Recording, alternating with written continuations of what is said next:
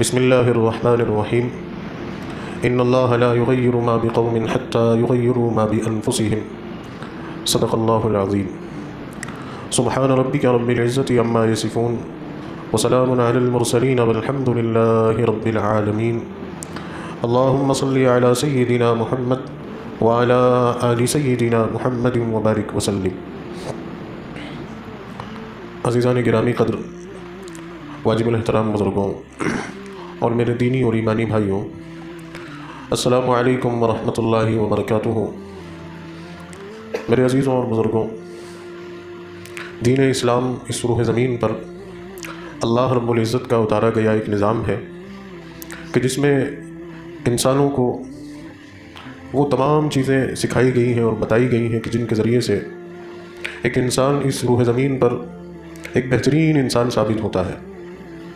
ایسے اعمال بتائے گئے، ایسی عبادتیں بتائی گئیں، ایسے خیر کے کام سکھائے گئے کہ جن کے ذریعے سے خود کرنے والے کی ذات کو بھی فائدہ پہنچتا ہے اور دوسروں کو بھی فائدہ پہنچتا ہے۔ بس چنانچہ عبادات کی بعض شکلیں تو وہ ہیں کہ جس کا فائدہ صرف خود انسان کی ذات تک محدود ہے، اور بعض شکلیں وہ ہیں کہ جس کا فائدہ کرنے والے یا دینے والے کو بھی ہوتا ہے اور ساتھ میں دوسروں کا بھی فائدہ اور نفع اس میں شامل ہوتا ہے۔ مثلا نماز یہ ایک ایسی عبادت ہے کہ جس کا فائدہ صرف اس کے پڑھنے والے تک محدود ہے۔ روزہ، اس کا فائدہ صرف روزہ رکھنے والے تک محدود ہے۔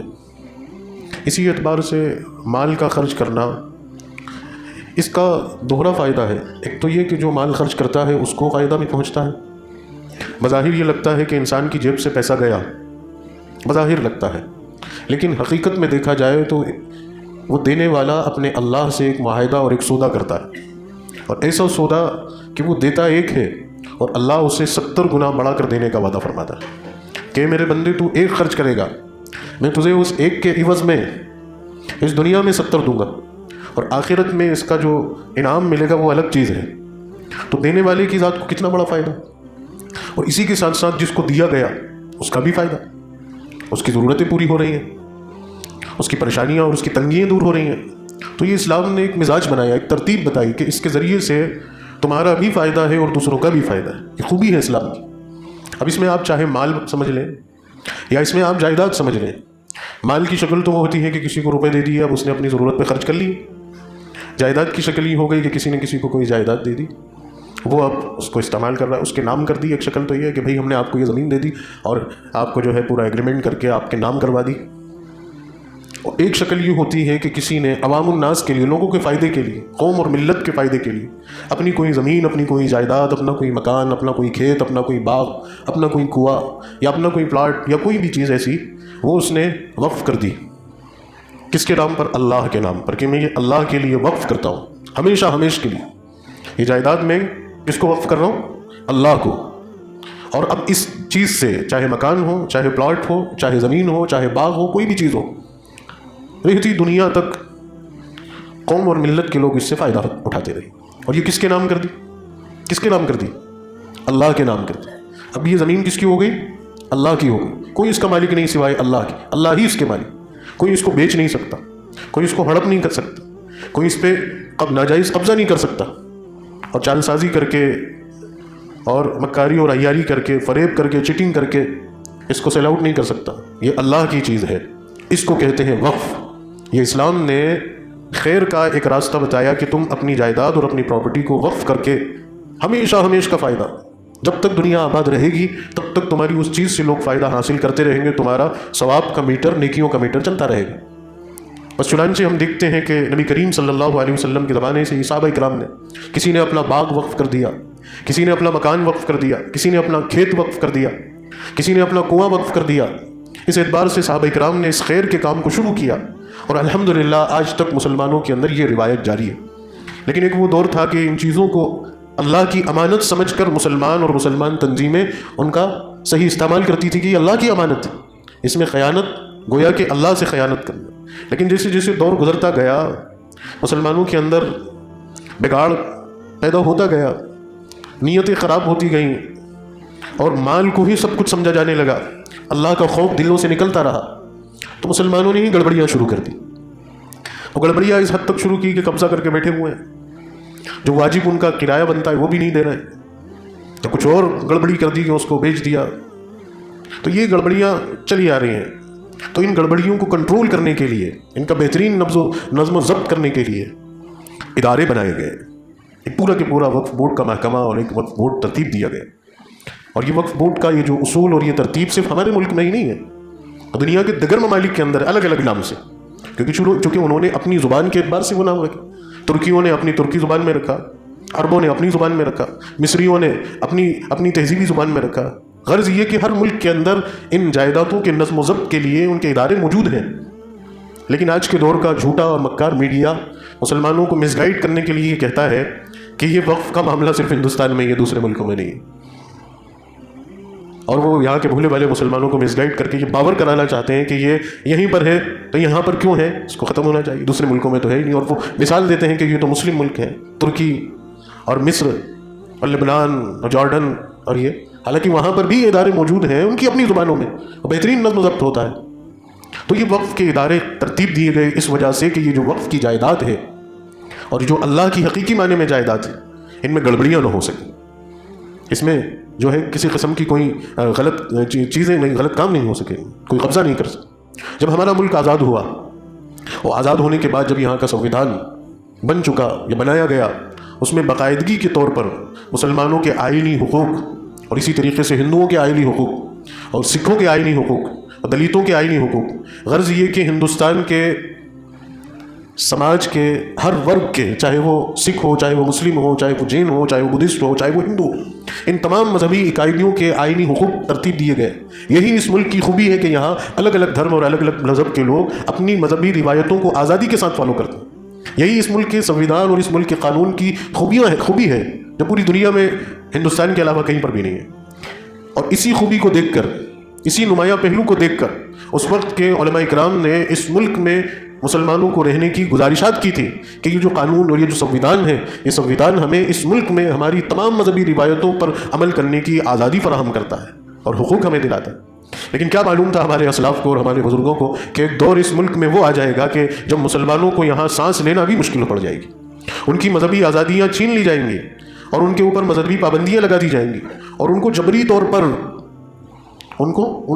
پر ان کے اوپر تشدد کر کے ان کو اسلام سے اور ایمان سے دور کیا جانے کی کوششیں کی جانے لگیں.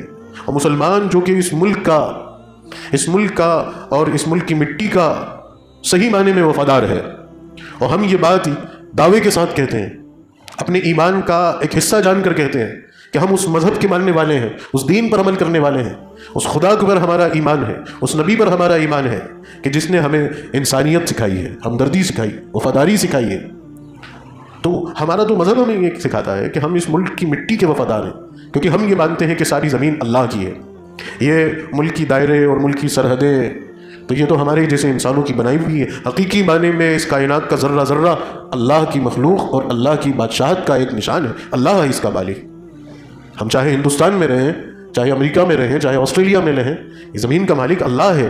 اور اللہ کی مخلوق ہونے کی نسبت سے اللہ نے چونکہ ہمیں اس پہ بسایا اور آباد کیا ہے، اس کا صحیح حق ادا کرنا ہماری ذمہ داری ہے. تو اس اعتبار سے اس ملک سے ہماری وفاداری اور اسی کو پیش نظر رکھتے ہوئے ہمارے اسلاف نے اس ملک کو آزاد کرانے کے لیے کیا کیا قربانیاں نے دی، کسی بڑی بڑی قربانیاں دی. اور میں یہ بات کہوں کہ اگر اس ملک کی آزادی کے لیے سب سے پہلی آواز اگر کسی نے بلند کی، مذہبی اعتبار سے دیکھا جائے، ہندوستان کے تمام سماجی اکائیوں کو ایک جگہ رکھ کر اگر یہ دیکھا جائے کہ کس مذہب سے سب سے پہلے اس ملک کی آزادی کا نعرہ اٹھا اور کون لوگ سر فہرست آ کر کھڑے ہوئے، تو اس میں کوئی دو رائے نہیں ہوگی کہ سب سے پہلے مسلمان تھے، کہ جنہوں نے اس ملک کو آزاد کرانے کے لیے آواز بلند، وہ جدوجہد کی، قربانی دی، اور اپنے ایمان اور اللہ پر توکل کی نسبت سے وہ اس ملک پر قبضہ کرنے والے غاصب انگریز کے سامنے کھڑے ہو گئے کہ یہ ملک ہمارا ہے اور ہم اس ملک کو آزاد کرانے کے لیے اگر خون بھی بہانا پڑا ہم بہائیں گے، مال بھی لٹانا پڑا ہم لٹائیں گے، جانیں بھی اگر دینا پڑی تو ہم دیں گے. اور ہمارے اسلاف نے دیا، پھر ہمیں دیکھ کر پیچھے پیچھے لوگ آتے رہے اور ایک مضبوط کارواں بنا اور یہ ملک آزاد. اس کی آزادی میں ہمارا یوگدان. تو یہیں پر جب یہ سنویدھان اور یہ قانون بنا تو ہمیں ہماری مذہبی آزادی دی گئی. ہماری یہ اللہ کی ملکیت، وقف کی ملکیت کے لیے ایک باقاعدگی سے مستقل طور پر ایک ادارہ جس کو وقف بورڈ کہا جاتا ہے وہ ترتیب دیا گیا، اور اس میں وقتاً فوقتاً امنڈمنٹ ہوئے. اور قانون کا ایک طریقہ یہ ہوتا ہے کہ زمانے اور وقت کے اعتبار سے اس کے اندر ترمیمات لازمی ہیں، ہونی چاہیے اور ہوتی ہیں، لیکن اس قانون سازی کے ذریعے سے، اس امنڈمنٹ کے ذریعے سے، اس سنشودھن کے ذریعے سے اس میں بگاڑ پیدا کرنا، اس کو خراب کر دینا، یا اس کو پامال کر دینا یہ اچھی بات نہیں ہے. تو ابھی فی الحال اس موجودہ دور کے اندر اس موجودہ حکومت نے یہ جو نیا وقف بل پاس کیا ہے، جس کو آپ نے دیکھا کہ پہلے لوک سبھا سے بھی پاس ہوا، پھر اس کے بعد راجیہ سبھا سے بھی منظوری ملی، پھر پریزیڈنٹ آف انڈیا کے سگنیچر سے اس کو پختگی کے طور پر یہ پاس کر دیا گیا یہ بل. اب اس کا نافذ ہونا باقی ہے، اس کا نافذ ہونا باقی. جب یہ بل بنایا گیا اور اس کے بارے میں پارلیمنٹ میں ڈسکس شروع ہوئی، اس کے نکات رکھے گئے، تو پہلے ہی دن سے مسلمانوں نے یہ آوازیں بلند کرنی شروع کی کہ یہ بظاہر بتایا جا رہا ہے کہ یہ مسلمانوں کے فیور میں آ رہا ہے اور مسلمانوں کے حق میں یہ بل آ رہا ہے، لیکن در حقیقت یہ ایک چور راستے سے مسلمانوں کو شدید نقصان پہنچانے کی ایک سازش ہے اور اللہ کی جائیدادوں پر ناجائز قبضہ کرنے کی سازش ہے، اللہ کے گھروں پر قبضہ کرنے کی سازش ہے، مسجدوں کو اپنے انڈر میں لینے کی سازش ہے کہ یہ طے کر دیا جائے گا. اس قانون کی بڑی خرابیوں میں سے ایک خرابی اگر میں کہوں تو وہ یہ ہوگا کہ ہماری مسجدیں ان کے کنٹرول میں ہو جائیں گی. ہماری مسجد کے امام کے پاس ایک سرکولیٹ آئے گا، ایک فرمان آئے گا سرکاری، اور اس پہ اس کو پابند کر دیا جائے گا کہ آپ کو کیا بولنا ہے اور آپ کو کیا بات کہنی ہے اور آپ کو آپ کے لوگوں سے کیا اپیل کرنی ہے. اگر آپ اس کی خلاف ورزی کریں گے تو آپ ایک غیر قانونی کام کر رہے ہیں اور غیر قانونی کام یہ جرم ہے اور آپ کو آپ کے جرم کی سزا دی جائے. تو مسجدوں کے ممبروں پر قبضہ، آپ اس چیز کی سنجیدگی کو سوچیے کہ یہ جو ممبر رسول ہیں، جو ہمارا فخر ہے، اشعار ہے، آج جہاں سے ہمیں قرآن اور حدیث کی صحیح باتیں بتائی جاتی ہیں، دین اسلام سکھایا جاتا ہے، دین اسلام کی عظمت کو بلند کرنے کی نصیحتیں کی جاتی ہیں اور مسلمانوں کے ایمان کے تحفظ کی باتیں کی جاتی ہیں، آج وہ کل وہ غیروں کے قبضے میں چلا جائے. ابھی وہ ہوگا جو وہ چاہیں گے. ساری پابندیاں کہہ دیا کہ آپ کو یہ اپیل کرنی پڑ جائے گی، کہہ دیا کہ آپ کو آپ کے لوگوں کو یہ فرمان سنانا پڑ جائے گا، کہہ دیا کہ اس وقت میں یہ کام ہوگا کرنا پڑ جائے گا، کہہ دیا کہ اب یہ نہیں چلے گا کرنا پڑ جائے گا. تو آپ اس کی سنجیدگی کو سمجھیے. میں ایک بات بتا رہا ہوں، یہ مسجد میں بیٹھے ہیں تو یہ مسجد کی مثال میں سمجھا رہا ہوں، یہ سب اس طرح سے کہنا اور سننا یہ سب ختم ہو جائے گا، غیر قانونی مان لیا جائے گا اور غیر قانونی مار کر اس کو جرم سمجھ کے اس کی سزائیں دے دی جائیں گی. کون حق کی سزا لگائے گا؟ کہاں سے حق کی بات ہو؟ کون حق بتائے گا؟ پھر ہمارے ایمان کا کیا ہوگا؟ ہماری نسلوں کے ایمان کا کیا ہوگا؟ اور ان کو تو پھر وہی گھنٹی بجانے کا عادی اور گھنٹی بجانے کا مزاج ان کا بنا ہے. تو یہ ایک زبردست اور ایک خطرناک حملہ ہے. یہ صرف آپ زمینوں تک اس کو مت سمجھیے کہ آپ یہ سمجھ رہے ہیں کہ یہ تو پراپرٹی تک محدود، زمینوں تک محدود رہ جائے گا اور جن لوگوں نے وقف کی زمینوں پہ قبضہ کر لیا ہے کیا ہوگا، ان سے چھین لی جائے گی اور کیا ہوگا. نہیں، خطرہ مسجدوں کی پابندی تک ہے. نہ معلوم کتنی مسجدیں شہید کر دی جائیں گی، نہ معلوم کتنی مسجدوں کو ڈھا دیا جائے گا، ختم کر دیا جائے گا، قبرستانوں پہ قبضے ہو جائیں گے. پھر ہم اور آپ کہاں لے جائیں گے اپنے مردوں کو؟ کہاں دفنائیں گے؟ مدرسوں پہ تالے لگ جائیں گے، مدرسے بند ہو جائیں گے جو دین اسلام کے قلعے ہیں، جہاں اسلام کے تحفظ کے لیے اور اسلام کی بقا کے لیے ہماری قوم کے ہمارے بچوں کو تیار کیا جاتا ہے کہ وہ ہمارے معاشرے میں ہمارے لوگوں میں جا کے لوگوں کو دین اور اسلام سکھائیں. کہاں وہ بچے بنیں گے؟ کہاں وہ مدرسے قائم ہوں گے؟ آپ سوچیے. تو آپ آگے کی بات سوچیے کہ کتنا خطرناک مرحلہ ہے اور اس خطرناک مرحلے کو ہمیں کس طرح سے اس پر قابو پانا ہے، ہمیں کس طرح سے اس سے نپٹنا ہے اور کس طرح سے اس کے سامنے جم کر اور ڈٹ کر کھڑے ہو کے اس کی پرزور مخالفت کرنا ہے. یہ اب خاموش بیٹھنے کا وقت نہیں رہا، یہ اب مصلحت پسندی کا بھی وقت نہیں رہا، یہ اب نہتے اور اپنے آپ کو کمزور سمجھ کے پیچھے ہٹنے کا بھی وقت نہیں رہا. اس ملک کے اندر اور بھی دوسرے سماج ہیں، دوسری قومیں ہیں، دوسرے مذہب کے ماننے والے ہیں، اور ذرا سا ان کے خلاف اگر کوئی بات کہی جاتی ہے اٹھ کھڑے ہوتے ہیں. ہمیں یہ بات بہت ذمہ داری کے ساتھ کہتا ہوں کہ ان کی تعداد ہماری تعداد کے مقابلے میں کچھ بھی نہیں ہے. ہماری تعداد کے مقابلے میں ان کی تعداد کچھ بھی نہیں ہے. اللہ تعالیٰ نے مالی اعتبار سے بھی ہم کو مضبوط بنایا ان سے، افراد کے اعتبار سے بھی بڑی تعداد مسلمان، 30 کروڑ مسلمان. اگر مذہب کے اعتبار سے دیکھا جائے تو پورے ہندوستان میں، غور کرنا میرے اس جملے پر، کیونکہ ہم 30 کروڑ مسلمانوں کا مذہب اسلام ہے، یہی ہماری پہچان، یہی ہماری آئیڈی. ہاں ہماری شاخیں ہیں، کوئی سید ہے، کوئی پٹھان ہے، کوئی مرزا ہے، کوئی شیخ، یہ تو شاخیں ہیں، برانچیں ہیں ہماری، لیکن مذہب تو ہمارا اسلام ہے، دھرم تو ہمارا اسلام. آپ مذہب میں دھرم میں کیا لکھتے ہیں؟ کیا لکھتے ہیں؟ اسلام لکھتے ہیں نا. اور تو یہ مذہب ہے ہمارا. مذہبی اعتبار سے تو ہم 30 کروڑ، اور یہ تو وہ ڈیٹا ہے کہ پرانا ہے، اب تو اور زیادہ ہوگا. کسی مذہب کے لوگ ہندوستان کے اندر اتنی بڑی تعداد میں نہیں. یہ ہندوستان میں مذہبی اعتبار سے سب سے بڑی تعداد، اور ایک چال سازی کی گئی، ایک مکاری کی گئی، سماج کے الگ الگ ورگوں کو جوڑ کر ان کو اپنا بتا کر ان سب کو ہندو ڈکلیئر کیا جاتا ہے کہ سب ہندو ہیں. حالانکہ آپ کسی سکھ کے پاس جائیں اور وہ اپنا مذہب کیا لکھتا ہے وہ دیکھیں ذرا اس کے ڈاکیومنٹ میں، وہ سکھ لکھتا ہے، سکھ مذہب سے. اب کسی بدھسٹ کے پاس جائیں وہ اپنا مذہب بدھزم لکھتا ہے. کتنی تعداد ہے ان کی؟ سکھوں کی تعداد کتنی ہے ہندوستان؟ او بی سیز کے پاس جائیں، ٹرائبل کے پاس جائیں، دلتوں کے پاس جائیں، وہ یہ کہتے ہیں کہ ہم ہندو نہیں ہیں، ہم آدیواسی لوگ ہیں، ہماری ایک سنسکرتی ہے، ہمارا ایک کلچر ہے اور ہم اس کلچر اور اس سنسکرتی کو ہی اپنی دیوی اور دیوتا مانتے ہیں. ہماری دیوی تو زمین ہے, ہمارا کلچر ہے. یہ آدیواسی ٹرائبل لوگ یہ سارے کہتے ہیں ہندو نہیں ہیں ہم. وہ تو ان کو بیوقوف بنا کر ان مذہبی اکائیوں کو جوڑ کر ہندوتو کے ایجنڈے کو میں غبارہ جو ہوتا ہے نا اس میں ہوا بھر کے بڑے سے غبارے میں آپ ہوا ڈال دیں, ایسا لگے گا کہ بہت بڑا ہے. اس میں جھوٹی ہوا پھونک پھونک کر یہ ہندوتو کا صرف ایک غبارہ بنایا گیا کہ یہ ہم لوگوں کو باور کرا دیا جائے کہ آپ مائنورٹی میں ہیں, آپ اقلیت میں ہیں. اور جب کسی قوم کے ذہن میں یہ بات بیٹھ جاتی ہے, وہ اپنے آپ کو مائنورٹی تسلیم کر لیتی ہے, اقلیت مان لیتی ہے, تو ذہنی طور پر وہ شکست تسلیم کر لیتی ہے. وہ یہ مان لیتی ہے کہ ہاں ہم تو کم ہیں, تعداد جب کم ہے تو ہم کیا کر سکتے ہیں, زیادہ تعداد والے تو ہمیں جو ہے نچوڑ دیں گے. کی حقیقت یہ ہے, ہمیں اپنے لوگوں کو بتانا پڑے گا. ہمارے اندر یہ جو شاخیں ہیں, ان شاخوں کی تفریق ٹھیک ہے, خاندانی نسبت کے طور پہ بھائی ٹھیک ہے, لیکن ہم مسلمان ہیں, ہمارا دھرم اسلام ہے. آپ سوچئے نا, ایک دماغ کے تار کو کھولیے. اگر اس اعتبار سے تو ہم میجورٹی میں ہیں, کائے میں ہیں ہم اکثریت میں ہیں. اور چھوٹی چھوٹی وہ سماجی اکائی جن کو زبرن میں ہندو بنایا گیا, اور ان کو آج وہ ان کے اوپر کوئی گاج گرتی ہے تو وہ فوراً کھڑے ہو جاتے ہیں یونٹی کے ساتھ, اتحاد کے ساتھ. ہمارے اپنے شہر کا ابھی چند روز پہلے کا ایک واقعہ آپ کو پتا ہوگا کہ ایک سماج کے ایک ورگ کے ایک صاحب کو ایک سسٹم سے باہر کر دیا گیا, تو اس سماج کے لوگ بیدار ہو گئے اور انہوں نے فوراً حملہ کر دیا کہ لوگ تانترک طریقے سے تم سत्ता میں آئے, ہے نا, لوک تانترک طریقے سے, ڈیموکریسی ہے, اور ڈیموکریسی کے ذریعے سے تم سत्ता میں آئے, طاقت تمہیں اس سسٹم سے, اس نظام سے ملی. ہم اسی ڈیموکریسی کے راستے سے تمہیں آنکھ دکھا کے تم سے کہتے ہیں کہ اگلی بار ہم تمہیں دکھائیں گے. سمجھ گئے میری بات تک پہنچ گئے کہ تین لوگوں نے بیٹھ کر جو ہے اسٹیٹمنٹ جاری کر دیا کہ اب ہم دیکھ لیں گے اگلے چناؤ میں. یہ تو لوکتانترک حق ہے نا بھائی ہندوستان کے ناگرکوں کو. اس میں تو یہ بات رکھنے میں یا یہ بات کہنے میں تو آپ کوئی دیش دروہ کا کام تو کر نہیں رہے, آپ اپنا لوکتانترک حق کا اظہار کر رہے ہیں. دیکھ لیں گے ہم, جہاں سے پاور میں آپ آئے, ہم بھی بولتے ہیں کہ اب آپ آئیے, اب اگلی بار اکھاڑے میں پچھیٹیں گے آپ. کیا ہوا, ڈر آ گیا, ڈر لگنے لگا کہ یار یہ 2000 5000 ہی کیوں نہ ہو, اور لوکتنتر میں تو ایک ایک سر قیمتی ہے. آج ہم شہر کے اندر کتنی تعداد, یہ ڈاکٹر صاحب بیٹھے ہوئے ہیں, کتنی تعداد میں ہم, کیا فکر ہوگا ڈاکٹر صاحب, 56,000 مسلم ووٹ اس شہر کے اندر, ایک نرنائک بہومت, ایک زبان ہو کے 56,000 ووٹر کھڑے ہو کے کہہ دیں کہ آئیے سامنے بیٹھ کے بات کیجیے, ہمارے مطالبے ہیں, جائز حقوق ہیں ہمارے, سنویدھان کے دائرے میں بیٹھ کر ہم بات کرنا چاہتے ہیں, یہ ہمارے مطالبے ہیں ہندوستانی شہری ہونے کے غرض. اچھے کے پسینے چھوٹ جائیں گے. جو کڑوی زبان بولنے والے ہیں سب ان کے آقا اوپر سے ان کو لگام ڈال دیں گے کہ بھیا, لیکن وہاں تک ہمیں پہنچنے ہی نہیں دیا, وہ ذہن سے بات ہی نکال دی نا ہماری. تو میں عوام سے شکوہ نہیں کرتا ہوں, میں ان بدھی جیوی سے شکوہ کرتا ہوں. میں ان سے گزارش کرتا ہوں کہ بھائی اپنی قوم کے اندر ہمت پیدا کیجیے, اپنی قوم کو حوصلہ دلائیے, اتحاد ڈالیے. اگر آپ اتحاد میں ہو گئے, یہ اتنا بڑا نرنائک بہومت ہے ہمارا کہ ہم اچھوں کی راتوں کی نیند اڑا سکتے ہیں. پیر میں آ کے بیٹھے گا کہ بولیے کیا کرنا ہے. تو یہ طاقت ہے ہماری بھائی, یہ اس ملک کے شہری ہونے کی حیثیت سے یہ ہماری طاقت ہے, لوکتانترک طاقت ہے.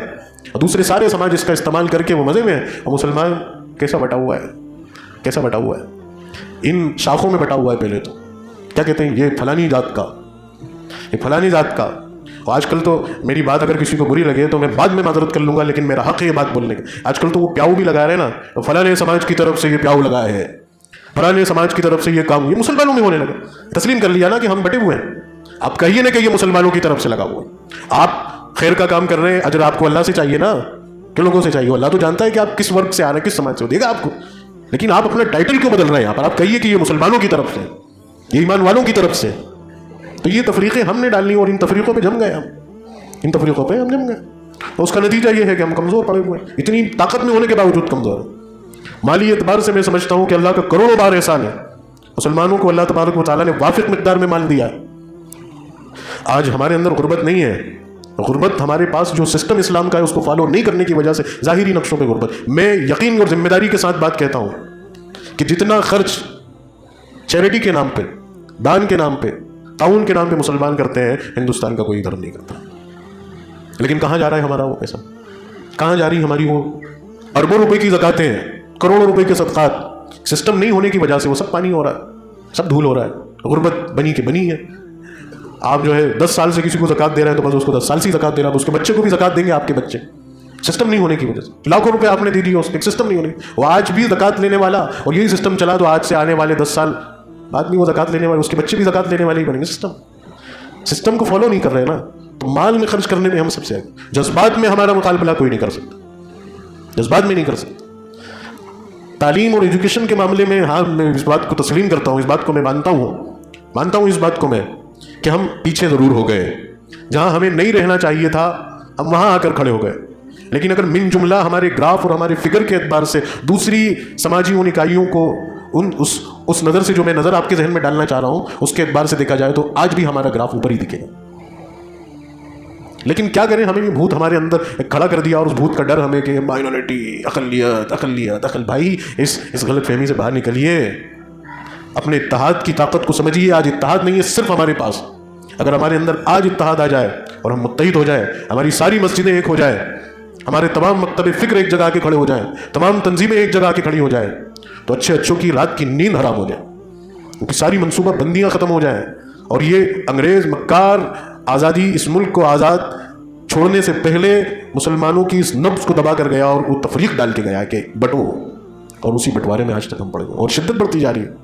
خدا کے لیے ان خلیشوں کو, ان دوریوں کو ختم کرتے ہوئے یہ جو بہت سنجیدہ معاملہ ہمارے سامنے آیا, اوقاف کا اس معاملے کو غنیمت جان کر, اللہ کی طرف سے ایک عبرت جان کر ہم ایک ہو جاتے ہیں. بل تو پہلے بھی پارلیمنٹ میں پاس ہوئے ہیں, راجیہ سبھا میں بھی پاس ہوئے ہیں, پریزیڈنٹ آف انڈیا نے ان میں سگنیچر بھی ڈال دیے, لیکن قوموں نے اور مذہبی اکائیوں نے اپنا سنویدھانک ادھیکار سمجھا اور وہ اس کی مخالفت میں آئے تو بلوں میں بھی ترمیمیں ہوئی, اس میں بھی کمٹمنٹ کرنا پڑا ہے, سرکار کو جھکنا پڑا ہے. اور یہ کب ہوا ہے کہ جب وہ قومیں بیدار ہو گئی اور انہوں نے قربانی دینے کا فیصلہ کر لیا, اور قربانی دینے کے لیے وہ کھڑی ہو گئی. آپ دیکھو نا کسانوں کو, وہ ایک MSP کے خاطر, ایک اس کالے قانون کے خاطر جان دے دی انہوں نے.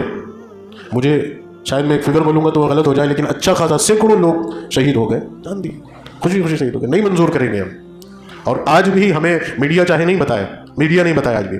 میں خود اپنی چشمدید, یہ اپریل کا ہی مہینہ گزشتہ سال, آج بھی شاید وہ بیٹھے ہیں, میں بیٹھے ہی ہوں گے مجھے تو یقین ہے, لیکن میں اپنی چشمدید بات بتا رہا ہوں کہ 2024 اپریل کے مہینے سندھو بارڈر پوری بلاک تھی, ہمارا وہاں سے سفر تھا, راستے بند تھے, نہیں جانے دیا گیا. میں نے پوچھا کیا بات ہے, وہ کسانوں کا پروٹیسٹ چل رہا ہے. صاحب وہ تو ختم ہو گئے. کون کہہ رہا ختم ہو گیا؟ آج بھی بیٹھے ہوئے, جمے ہوئے, وہ ڈٹے ہوئے ہیں. تم نے اپنے دائرے محدود کر دیا, ہم اپنے دائرے میں بیٹھے ہیں. آج بھی راتوں کی نیند جو ہے ان کی کہیں نہ کہیں خلیج میں ہے کہ یہ بونڈر جو ہے جو سلگ رہا ہے وہاں یہ طوفان بن کے نہیں سامنے آ جائے, ورنہ ہم کیا کریں گے. تو قربانی دے رہے ہیں بیچارے, سلام ہے ان کے جذبے کو, اور اس طریقے سے قربانی دے رہے ہیں کہ 5-5, 7-7 گھنٹے کی ڈیوٹی اور اپنی ذمہ داری نبھا کر وہ پھر آ کے بیٹھتے ہیں اور دوسرے بھائی چلے جاتے ہیں. قربانی دینے کا مزاج بنا لیا, اور کہہ رہے ہیں کہ ہم ہماری اس خون کو رائے گا نہیں جانے دیں گے, ہمارے جو لوگ قربان ہوئے ہیں اس قربانی کا ہم بدلہ ضرور لیں گے, اس کالے قانون کو واپس. مسلمانوں کو بھی یہ مزاج بنانا پڑے گا اتحاد کے ساتھ ساتھ. اس دنیا میں کوئی بھی مسئلہ بغیر قربانی کے حل نہیں ہوا, قربانی تو دینا پڑے گی. آپ کو اپنی عزیز تر چیز جو سب سے زیادہ قیمتی ہے, اللہ قرآن میں کہہ رہا ہے لن تنالوا البر حتى تنفقوا مما تحبون, کہ تم نیکیوں کو, بھلائیوں کو, خیر کو پا ہی نہیں سکتے جب تک اپنی پسندیدہ چیز اللہ کی راہ میں خرچ نہیں کرتے. دوسری جگہ کہتا ہے یا ایھا الذین آمنوا ان تنصروا اللہ ینصرکم ویثبت اقدامکم. کتنے واضح لفظ میں قرآن نے سنا دیا, یا ایھا الذین آمنوا, کہ اے ایمان والو, ان تنصروا اللہ, اگر تم اللہ کی مدد کے لیے اٹھ کھڑے ہوگے. اس بات کو ذرا سمجھیے کہ اللہ کی مدد سے کیا مراد ہے. اللہ کیا ہمارا محتاج ہے؟ ہم نے اعوذ باللہ اللہ کو اپاہج یا لاچار سمجھ لیا ہے. اس کی تو شان یہ ہے کہ وہ کن فیکن کا مالک ہے, کن فیکن, اس کی تو شان یہ ہے. تو اللہ کی مدد سے کیا مراد ہے, ان تنصر اللہ سے کیا مراد ہے؟ مفسرین لکھتے ہیں کہ اللہ کے دین کے تحفظ کے لیے اور اپنے دین کے تحفظ کے لیے بھی وہ تمہارا محتاج نہیں ہے. اس نے تو ماضی میں دکھایا کہ اپنے مقدس گھر کی حفاظت کے لیے جب انسان عاجز آ گئے اور انسانوں نے عاجز آ کر اللہ کے سامنے آہوازاری کر کے اللہ سے فرمایا کہ اللہ ہم عاجز اور کمزور ہیں, یہ تیرا گھر ہے تو حفاظت فرما, تو اس کی تو شان یہ ہے کہ وہ ابابیل چڑیوں سے بھی جو ہے اپنے گھر کی حفاظت کرنے کی قدرت رکھتا ہے اور طاقتور ترین لشکر کو کعصف معقول بنا دیتا ہے. وہ تو یہ شان والا ہے, تو اس کو ہمارے دین, اپنے دین کی حفاظت کے لیے بھی ہماری ضرورت ہے. وہ تو ہمیں اور اونچا اٹھانا چاہتا ہے. کیا کہا ہے کہ تم میرے دین کے لیے کھڑے ہو, پہلے ینصرکم, سیدھے ڈائریکٹ اس کے بعد وہ تمہاری مدد کرے گا, وہ تمہارے ساتھ. اپنے آپ کو اکیلا مت سمجھنا. اور وہ جب کسی کے ساتھ ہوتا ہے اور وہ کہہ دیتا ہے جو اس نے کہہ دیا وہ سچا ہے, سچا ہے, اس نے تو وعدہ کیا ہے ینصر اللہ, مدد کرے گا تمہاری, اس کی پوری قدرت کے خزانے تمہارے قدموں میں. اور کیا کیا کرے گا, یثبت اقدامکم, تمہارے پیر جما دے گا, کوئی ہلا نہیں سکتا, پہاڑ لرز جائیں گے، پہاڑ اپنی جگہ سے کھسک جائیں گے، پہاڑوں کو پیچھے ہٹنا شاید پڑ جائے، ان کو کاٹ دیا جائے، ان کو پیس دیا جائے، ان کے ٹکڑے ٹکڑے کر دیے جائیں، لیکن صاحب ایمان جو اللہ کے دین پر کھڑے ہو گئے وہ پہاڑوں سے بھی کئی گنا زیادہ مضبوط. یثبت اقدامکم، جمع دے کوئی نہیں ہلا سکتا. یہ اللہ کا قرآن سنا رہا ہے، لیکن کب؟ کہ جب اللہ کے دین کے لیے کھڑے گے. پہلے قربانی دینی پڑے گی. تو یہ وقف کے معاملے کو آپ بالکل بھی معمولی نہیں سمجھیں. بار بار آپ کو یہ بتایا جا رہا ہے میڈیا کے ذریعے سے، اور شاید یہ بھی سننے میں آ رہا ہے کہ کچھ لوگوں کی ٹیم بنائی جائے اور وہ گھر گھر جائیں گے اور مسلمانوں کو سمجھائیں گے، مسلمانوں سے کہیں گے کہ بھائی اپنے بھلے کی چیز ہے، اپنے فائدے کی چیز. ایسے دوغلے لوگ، ایسے غدار لوگ، ایسے منافق لوگ ہرگز ان کی بھولی بسری باتوں میں مت آنا، ان کی لپڑی چپڑی باتوں میں مت. میں یہ نہیں کہوں گا کہ جوتا اٹھا کے ان کے سر پہ مارنا، ہم مہذب لوگ ہیں بھائی. ہم یہ آپ کو اس ممبر رسول سے یہ بات نہیں سکھائیں گے. ہم یہ ضرور کہیں گے کہ ادب و احترام کے ساتھ سلام کر کے ان کو آگے بڑھتے ہیں. نہیں سننا آپ کی بات، نہیں سننا. ہم ہمارے بھی ایمان کی حفاظت اللہ سے مانگتے ہیں، آپ کی بھی ایمان کی حفاظت، لیکن ہرگز ان کی اس بات پر ڈگمگانا مت. اور اپنے اس موقف پر میں 2 باتیں آج آپ سے کہوں گا. اللہ میری ان باتوں کو آپ کے دل میں اتار دی. بس ابھی سب سے بڑی ضرورت ہمیں اتحاد کی ہے. میں نے آپ کے دماغ کی جو بند کھولے اس کو سمجھیے کہ ہم بہت بڑی اکثریت میں ہیں. ہم چولہے ہلا سکتے ہیں، رات کی نیندیں حرام کرا سکتے ہیں، لیکن کب؟ کہ جب ہم ایک ہو جائیں گے. ہم ایک ہو جائیں گے. اتنی بڑی تعداد، اتنا بڑا فگر ہم بتایا ڈاکٹر صاحب، کیا نہیں کر سکتے؟ اچھے کو پٹیے پہ بٹھا سکتے، مجبور ہو کے ہماری مسجد کے باہر ہاتھ جوڑ کے کھڑا ہو گئے. بھائی جان دھیان رکھنا، خیال رکھنا، ہم آپ کے ہیں، آپ کہو ہم کیا کریں. لیکن ابھی کیا کہتا ہے وہ؟ مجھے آپ کی ضرورت نہیں. یہ اس کو پتہ ہے نا، اس کو پتہ ہے کہ یہ 4 8 ہے نا، 8 کے 4 ہیں اور 4 کے بھی 2 ہیں اور 2 کا بھی 1 ہے اور 1 کا بھی آدھی سمجھ لو، اتنا بٹا ہوا ہے. تو اس کی تو ضرورت ہی میرے کو کوئی نہیں. تو یہ یونٹی اگر ہمارے اندر آئی، یہ اتحاد پہ جمنے کی ضرورت ہے، اتحاد دکھانے کی ہم ایک ہیں. دوسری چیز کہ اس قانون کی لڑائی کو لڑنے کے لیے مسلمانوں کا ایک مشترکہ پلیٹ فارم ہی چاہیے نا آپ کو. آپ ابھی تک یہ شکوہ کر رہے تھے کہ کوئی ہماری قیادت اٹھے، کوئی ہمارا پلیٹ فارم بنے، کوئی ہمیں رہنمائی دے، کوئی ہمیں لیڈ کرے، کہیں سے ہمارے پاس انسٹرکشن آئے، ہدایات آئے، ہم اس پر عمل کریں. تو الحمدللہ ثم الحمدللہ یہ اللہ کا نظام رہا ہے کہ ہر دور ہر زمانے میں اللہ تبارک و تعالیٰ نے مسلمانوں کی قیادت کے لیے ایسے افراد نبی کریم صلی اللہ علیہ وسلم کی نسبت سے مسلمانوں کے درمیان رکھے ہیں کہ جن کی امارت کی حیثیت تو خلیفۃ المسلمین تو نہیں ہے، لیکن خلیفۃ المسلمین کی نقش قدم پر چل کر وہ امت کی قیادت کی اس ذمہ داری کو وقتاً فوقتاً ہر دور ہر زمانے میں نبھاتے چلے آئے. ابھی فی الحال اس وقت ہمارے اس ملک میں ایک جو سب کا مشترکہ پلیٹ فارم ہے وہ آل انڈیا مسلم پرسنل لا بورڈ کا ہے، جس کی نمایاں خوبیوں میں سے ایک خوبی ہے کہ ہندوستان میں جتنے بھی مکتب فکر ہیں ان تمام مکتب فکر کی ٹاپ قیادتیں اس میں بورڈ میں شامل ہیں، اور سب کے مشترکہ مشوروں پر مسلمانوں کو ہدایات دی جاتی ہے اور مسلمانوں سے اپیل کی جاتی ہے کہ اب آپ کو کیا کرنا ہے. تو ہماری ذمہ داری بنتی ہے کہ ہم بورڈ کے ان ڈیسیجنوں کو مضبوطی سے تھامیں اور اس پر جم جائیں، عمل میں آ جائیں کہ اب بورڈ کی طرف سے جو ہدایت آئے گی ہم اس پر عمل کریں. بورڈ نے کہہ دیا یہ کام کرنا ہے، ہم اس کام کو چھوٹا نہیں سمجھیں، اس کام کو اپنا فرض سمجھ کر اس پر کھڑے ہو کر اس پر عمل کریں. بورڈ اگر یہ کہہ دے کہ آپ کو فلانی تاریخ کو فلانے دن یہ کرنا ہے، اللہ کرے پورے ہندوستان کے مسلمان کے دماغ میں یہ بات بیٹھ جائے اور پورے ہندوستان کا مسلمان ایک ہی دن، ایک ہی تاریخ، ایک ہی وقت میں اس کام کو کر گزرے، آپ سوچئے کیا نہیں ہو جائے گا. تو اللہ یہ جذبہ ہمارے اندر، یہ اطاعت ہمارے اندر ڈالتے. تو ابھی اس وقت بورڈ کی قیادت کو آپ تسلیم کر لیں، مان لیں، اس کی ہدایات اور اس کے انسٹرکشن پر عمل کریں. اب بورڈ کی طرف سے پورا سرکولیٹ جاری کر دیا گیا ہر زبان، انگلش میں بھی، اردو میں بھی، ہندی میں بھی. اپنے شہر کے بورڈ سے جڑے ہوئے لوگوں سے رابطے قائم کریں، ان کی طرف سے جو بورڈ کی نشاندہی پر جو ہدایات آئے اس پر عمل کریں. ابھی بورڈ نے 2 مہینے کا پورا ایک پلان بنایا ہے. اس 2 مہینے کے پلان کے اندر مسلمانوں سے اپیل کی. سب سے پہلا اسٹیپ تھا کہ ہم نے کالی پٹی باندھی اور اس کا ویرودھ کیا. اس کا اثر پارلیمنٹ تک پہنچا اور منسٹری نے باقاعدہ اس پر ایک بیان جاری کیا کہ ہم نے دیکھا کہ لوگ جمعے کی نماز میں اور عید میں کالی پٹی باندھ رہے تھے، ویرودھ ظاہر کر رہے تھے. حالانکہ ایسا نہیں، بولنے پر مجبور کیا. صرف ہماری ایک کالی ربن نے، جس میں بھی میں بڑی ذمہ داری سے شاید میں اس بات پہ غلط ہوں کہ ہم نے اس سنجیدگی سے نہیں باندھی جس سنجیدگی سے باندھنا تھی، اور اس تعداد نے نہیں باندھی جس تعداد کو باندھی. صرف چند لوگوں نے باندھی اور اس کا ویرودھ ہو گیا. اگر ہماری پوری اکثریت، پوری تعداد اگر اس کو کر لیتی تو کیا کوہرام ہی مچ جاتا. دوسرا اسٹیپ بورڈ کا یہ تھا کہ ہر اسٹیٹ کی راجدھانی میں وہاں پر بورڈ کی جو قیادتیں ہیں وہ مسلمانوں کو اپیل کر کے اپنا ایک احتجاج دائر کریں. ہر اسٹیٹ میں ہو رہا ہے. ابھی کل ہمارے یہاں بھوپال میں بھی ہوا، الحمدللہ میں بھی گیا تھا. اس میں ایک اچھا معاملہ رہا، لیکن شاید بھوپال کے لوگوں تک میری بات پہنچ جائے کسی ذریعے سے. لیکن بڑا افسوس اس چیز کو لے کر ہوا کہ جتنی تعداد وہاں مسلمانوں کی ہے اس تعداد کے اعتبار سے لوگ نہیں جٹے. ابھی لوگ سنجیدہ ہی نہیں، بیدار ہی نہیں.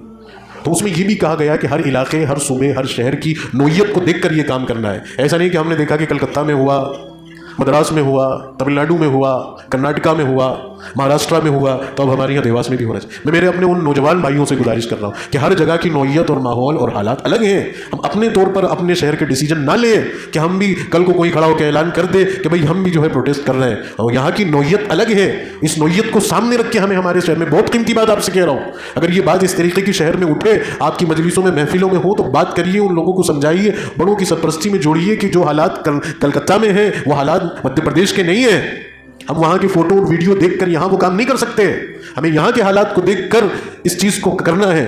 تو یہ فراست, یہ سمجھداری, یہ سوجھ بوجھ ہمیں ہمارے بڑے بتائیں گے. آپ انتظار تو کریے.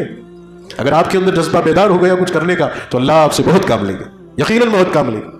اگر آپ نے ٹھان نہیں لیا کہ میرا سب کچھ قربان, تو وہ سب کچھ لے گا اور وہ آپ کو غازی بھی بنائے گا. آپ میدان جنگ سے فتح کا جھنڈا ہاتھ میں لے کے لوٹیں گے انشاءاللہ. لیکن یہ کب ہوگا کہ جب ہم ایک ہو جائیں گے, اور یہ جب ہوگا کہ جب ہم اپنی عمارتوں کو, اپنی قیادتوں کو تسلیم کر لیں گے اور مان لیں گے کہ ہماری قیادتیں اور عمارتیں ہم سے جو کہیں گے ہم وہی کریں گے. اللہ کرے بس یہ دو باتیں میری آپ کے دل میں اتر جائے اور ہم سب اس پر عمل پیرا ہو جائے. وآخر دعوانا الحمدللہ رب العالمین.